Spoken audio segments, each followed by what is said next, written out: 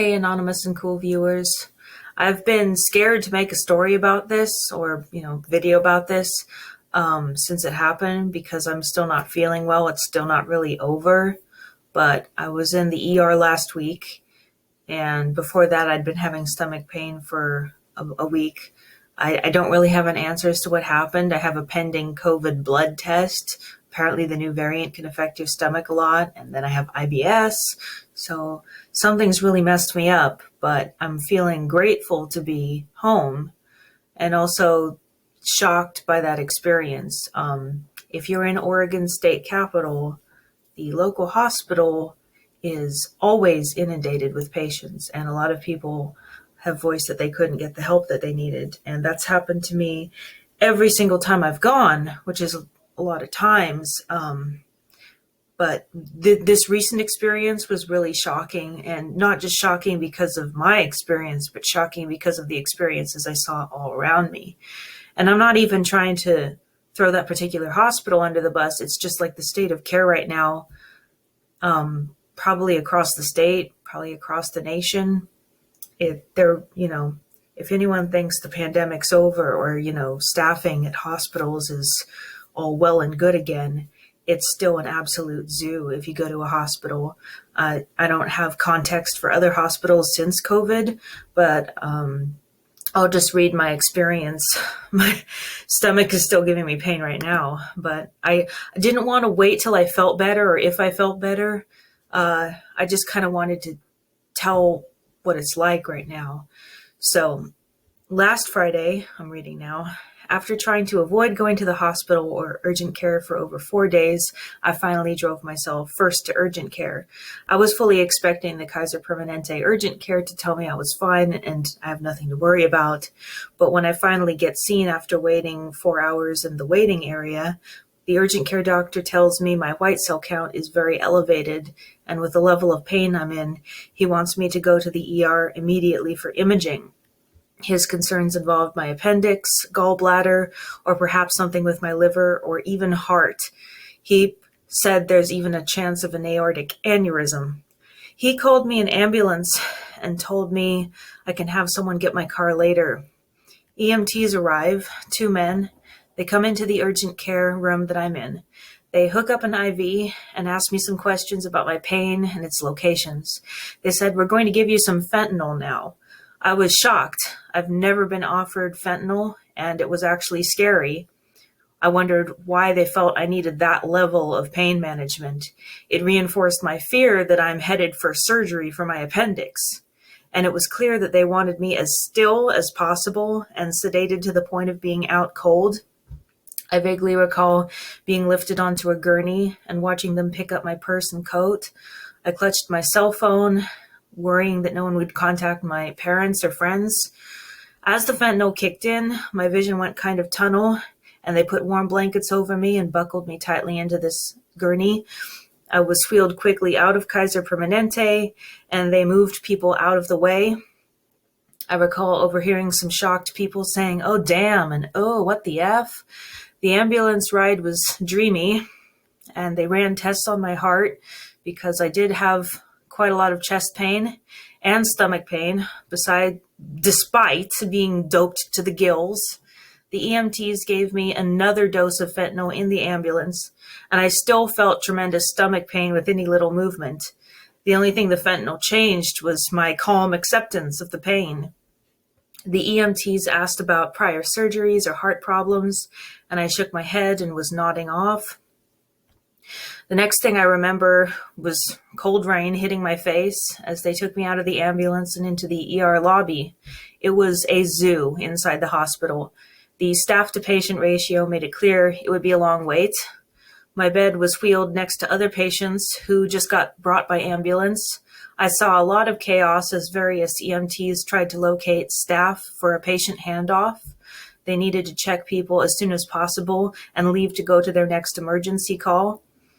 It was while the EMTs found check-in staff that my bed was rolled and pushed in this direction and that direction as I was pretty much an object in the way of greater emergencies. I kept drifting off. I recall a nurse saying, "We found her a bed." The EMTs said, okay, it's the end of the road for us. We hope you feel better. I was then wheeled into a hallway area between dozens of other patients and their respective families, a restroom, and a janitor's closet. The EMTs buckled me into my gurney bed, and simultaneously they and the nurse rushed off. I nodded off again, assuming in a minute someone would be wheeling me into a room. I woke up because the pain in my stomach was coming back like crazy, and I was alone. Alone, meaning no one was helping me. I was still in this insanely crowded hall. There was no space in the hall that was not lined with a patient in a gurney and their families impatiently waiting in folding chairs or standing. And all of these people are like me. They haven't been assessed by a nurse or a doctor yet. We're just there. We've been all brought by ambulance and we're just there. We're waiting for our initial assessment. There's no space for us. And there were hospital personnel rushing everywhere. My bed was near the double doors where new ambulance arrivals were coming in, and they just never stopped. Sometimes there were more than one arrival at the same time. The only person noticing me, looking concerned, was a janitor. He told me that if I needed to get up and pace or use the bathroom, I can, because I was nearly vomiting. Sometime later, a woman came to take my blood. I asked her where my nurse was, and she said, I don't know, we're extremely understaffed, and there are over 40 people ahead of you. I told her I'm here because I might need emergency surgery for my appendix, and I asked if someone could please at least get in touch with my relatives, because my cell phone doesn't work in here. People who've been to this particular hospital might know that the hospital intentionally knocks out cell phone reception, so you can't really send or receive any calls or texts. And my whole issue with I need to tell someone I'm in surgery is because I have a lot of underlying problems, including a bleeding disorder. So I have an advance directive, but they didn't know anything about that at the hospital. And I can't even let my family, who's the durable power of attorney for healthcare, know that I'm about potentially to go into surgery, or that I might die in this hall, or they'll have to like revive me or something. And, you know, there might be scenarios where they would keep me alive against my wishes. So no one has this advance directive and no one's contacting my family. And it's a real concern that they need to know, because they might need to make those choices. So anyway, I'm telling the lady all this, and she says, look, I'm just here to take your blood. It's out of my hands. I don't know where your nurse is. I don't know what your story is, but you need to stop telling me all this because I can't do anything. I asked her if I should maybe try to get someone to like take me to a less busy hospital. And she says, oh, you'll just wait longer, if you start the process elsewhere, which I believed. It may or may not have even been true knowing what I know now. But at the time I believed that. I was just trying to just be calm. So she did warn me before leaving with the blood samples that it would be at least another 6 hours in this hall bed before anyone else comes to see specifically me for even taking my vitals or talking to me. And she was right. It was about 5 or 6 hours before my nurse reappears in a pissed off mood. She takes some vitals and she reiterates that they're having a staffing crisis. She said she's trying to locate a doctor and a clean room for me to be transferred to. And the hospital did look pretty trashed. There were, used bedpans and pillows everywhere. There was, vomit left in the bathroom. The nurse did apologize for that, but I was like, hey, I've worked in healthcare before. It doesn't scare me. I just really need the bathroom. But yeah, it was more trash than I was used to seeing it, for sure. There's just used gowns, used bedpans, used vomit bags, overstuffed trash. I've seen documentaries of an Ebola ward, so I'm at least glad to be in a hospital as opposed to waiting outside. But it was pretty bad for that particular hospital. But anyway, as the new arrivals are coming by ambulance, I did see a lot of people in a lot worse condition than I was in by far. And they were similarly being dropped off in the hallway near me, without actually getting seen. Some of the new arrivals looked like they were end-of-life care patients, very old. There were some stroke victims that were being wheeled somewhere. And there were people who had positive COVID tests right near me, and critically ill infants, and a number of obese people with limb infections, or it looked like they had infections somewhere. Um, One of the most crazy things that I saw while I was in this hall bed was a ambulance that brought in this homeless man who was so dehydrated that he got disoriented. He had apparently wandered into traffic and got hit by a car. I was listening to him beg for water for about an hour, and he was just placed in this hallway bed near me with his leg in a makeshift splint. He murmured a lot of explanations about not being able to find a public water source, and that they had closed all the drinking fountains, and he didn't want to steal water. He said he hadn't had water in almost 3 days. They weren't offering him water because the hospital has a rule where you're not allowed water until a doctor determines you can have some. But if a doctor's not going to be able to see you for 6 to 12 hours, you're just stuck being denied water. I was really dehydrated as well. I'd been throwing up, and then my throat burned and I couldn't have any water. I heard a lot of people around me begging for water, and nurses and EMTs just had to keep ignoring them because they were tired of repeating themselves and saying, no, you can't have water until you're seen, and we can't tell you when you're going to be seen.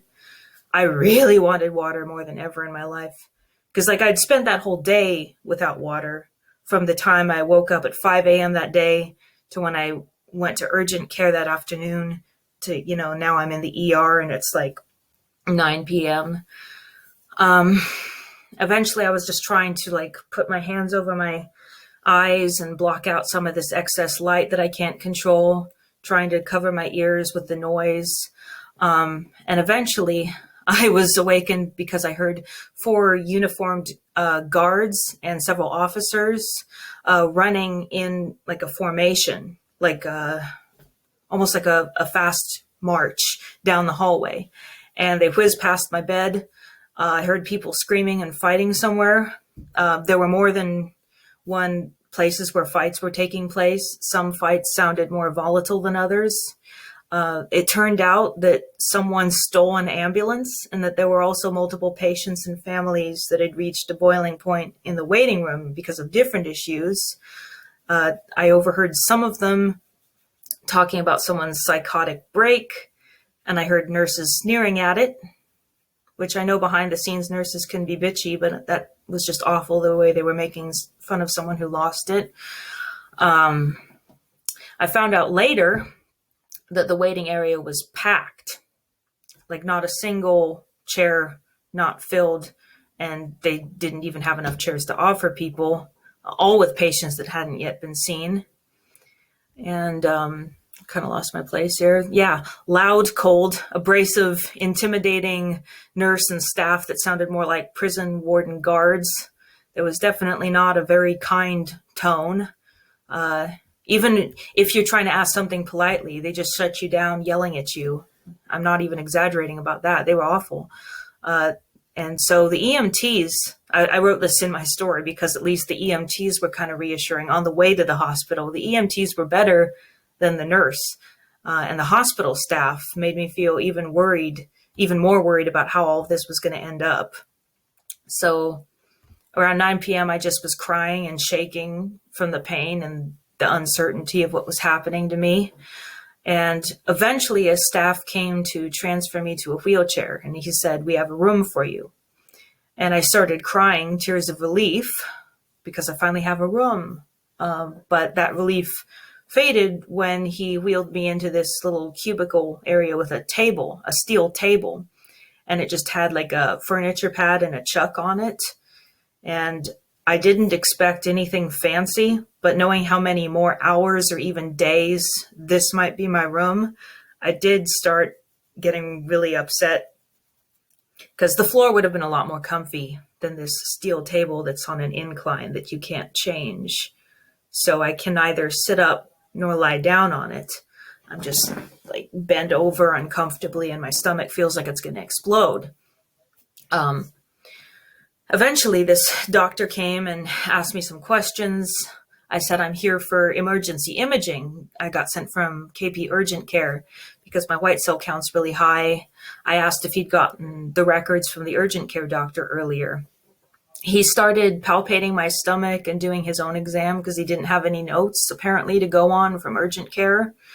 And during the middle of the exam, with a hospital note taker in the corner, his phone went off and he just wordlessly ran off in the middle of the exam without saying anything. And the hospital note taker ran after him. And I didn't even try to stop him because by then I was already afraid that I'll be berated for being like a difficult patient. So I just kind of lay there like, and I waited. Eventually, a male nurse, the only really nice one, was working for my doctor, and he came in to check on me and start an IV. I was already like given, an IV, but no new medications had been given in it since the fucking fentanyl. So I told him how scared I was, and he did seem to listen to me. He promised to advocate for me if it seemed like radiology was in order after the doctor reviewed my case. He started a saline drip and said he'll be back. And the hall outside went eerily quiet. And I'm hooked to this IV and I'm feeling freezing cold. I didn't have a blanket and I had to choose between using the coat that I had been wearing when I came in to either put it over myself or put it between my head and the steel table. And there was just no way to get comfortable on this steel table. There was no way to chill out. The IV pole I couldn't drag either. So I felt really trapped all of a sudden, which might sound silly, but given everything and not knowing if an internal organ is killing me and I'm just laying here doing nothing about it, I was really freaking out. And the phone, my phone still doesn't work. Text and calls are not going through. My cell phone's dying. There's no phone in the room. I started to feel really lonely and quite helpless. I had this paranoid fear that I'm just needing surgery and they're not going to do imaging and I'll be sent home to die. The IV finishes and I'm just exhausted. By then I've kind of worn out all my emotions and I just wish I could sleep. All I wanted was my bed. An hour passes after the saline IV finishes before anyone comes back. And eventually the male nurse comes back. I reached out to him with both arms, like a toddler. And he says, my doctor has decided that I don't need imaging and to take this bizarre cocktail of lidocaine and Maalox and this medicine I didn't know about called droperidol. And he makes me drink it while he's watching. By then I was just kind of so exhausted. I was trying to trust something, that they're doing something. And it didn't really have any positive effect on me. It just made my mouth and throat go kind of numb. But the droperidol, which I didn't know is an antipsychotic / antiemetic that's usually given post-surgery for difficult patients, it had a profoundly negative effect on me. And I'm also kind of blown away that they gave it since I'd been mostly quiet. I may have cried from time to time due to the pain, but I certainly wasn't rude or combative to anybody. I don't know if that's just something that they give a lot of people, but I had a very adverse reaction to the droperidol. And I started shaking like crazy, and I was panicking completely, more than I've ever panicked in my life. Everything felt terrifying. And I wrote here in my notes that the feelings are something hard to explain or revisit. But I felt like I was trapped, like on a ship that was inevitably sinking. I was worried that they'd leave me on this steel table overnight or for days or weeks or just forever and that I would die there. I was already a little concerned that I was going to die in the hospital if I had appendicitis that was being ignored before all that. But after that drug kicked in, I just had zero trust left and I wanted to die at home, like on my own terms. I just wanted to get out of the hospital. My phone, I kept trying on my cell phone to make calls out and I managed to get a call out to my mom. But I was just sobbing and panicking. I was very incoherent. I don't remember what I said, but apparently I told her I thought I was already dead or like I'm cursed or, I'm dying alone. and just how terrified. I just kept telling her I'm so scared and just crying.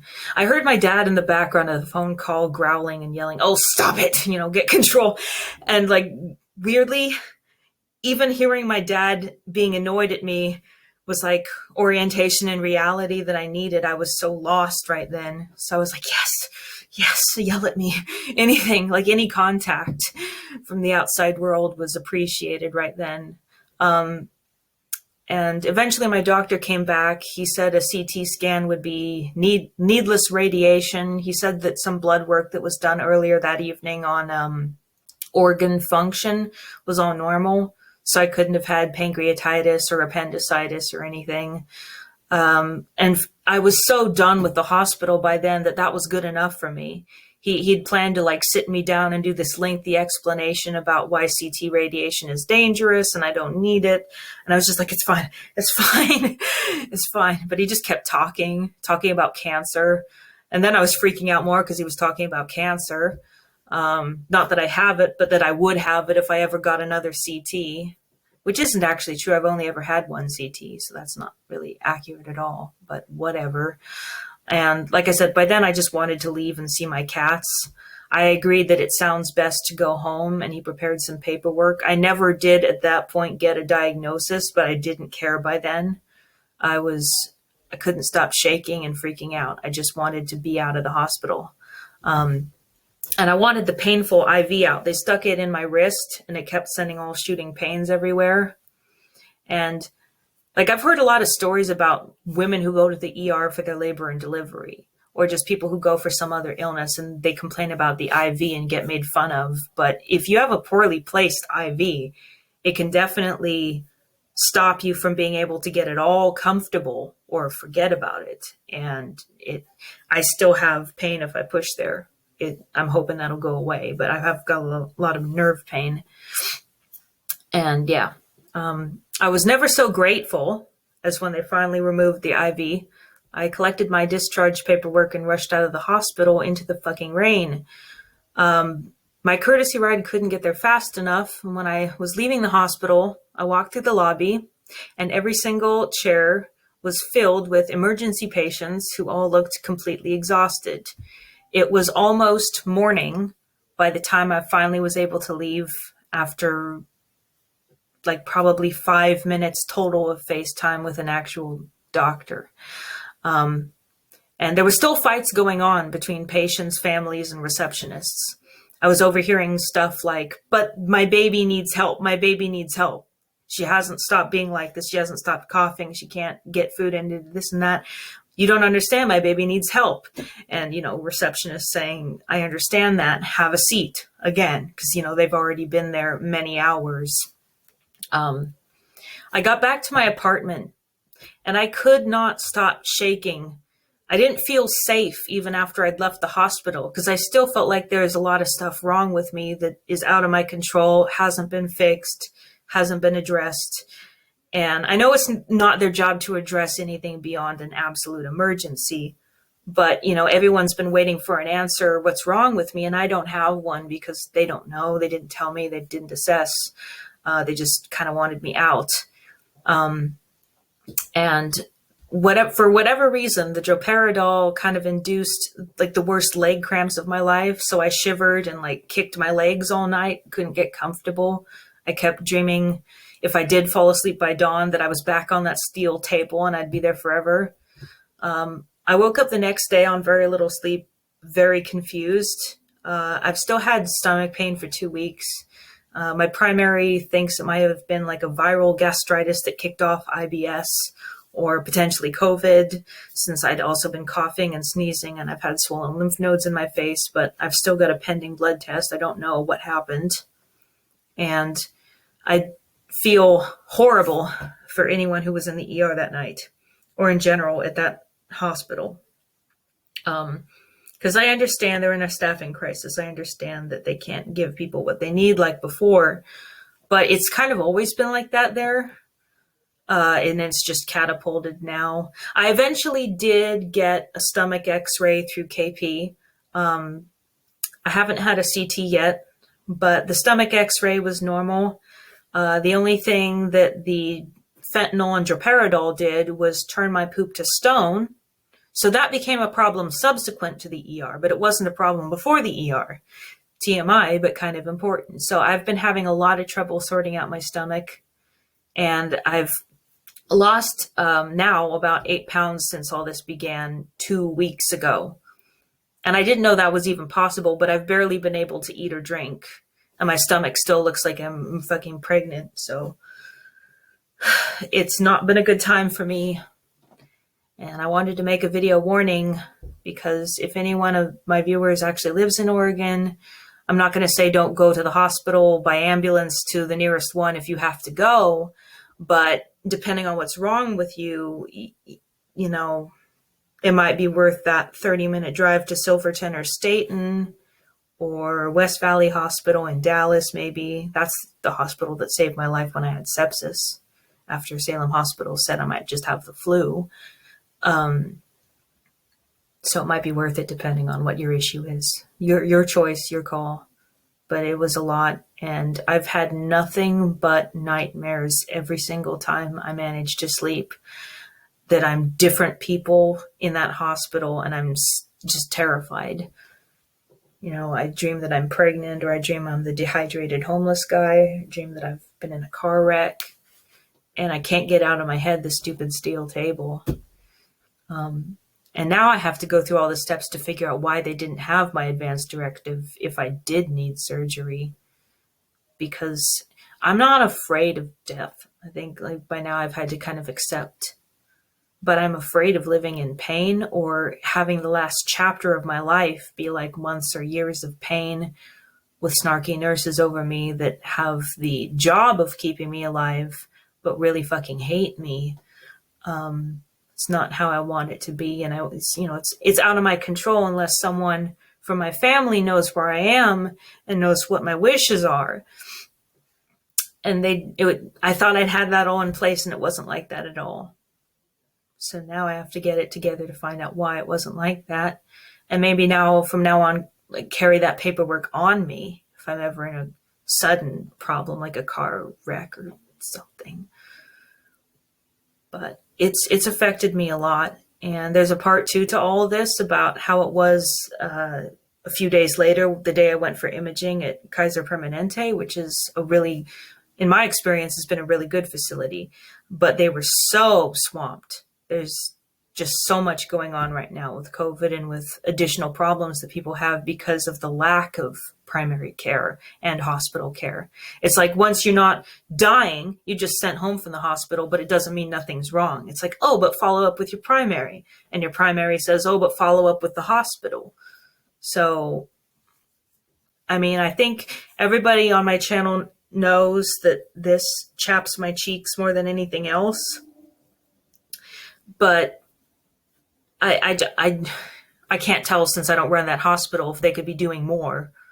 But it was the most scared I've ever been. Even when I had sepsis, I knew I had a kidney infection, and I knew they were doing something to help me. This time I was just dropped off in a hallway and wasn't helped at all. And that was right after being told, buckle up, you might be in surgery before the day's out. So I was terrified. I'm like, I'm going to die waiting. That's what I thought. I was trying to make myself comfortable with it. Like, I might die waiting. And I know that might sound dramatic, but when you're told, it might be appendicitis, you might be in emergency surgery before the day's out, and then you don't know, and no one fucking cares. You do wonder if that's just, you're in the wrong place at the wrong time. This is your fate. Because that's how it's been for enough people, that they die waiting.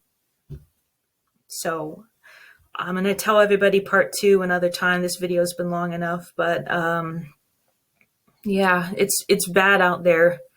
If you can get as much preventive care in, I suggest that that's what you do, because there's very little that a lot of hospitals are going to do to fix you.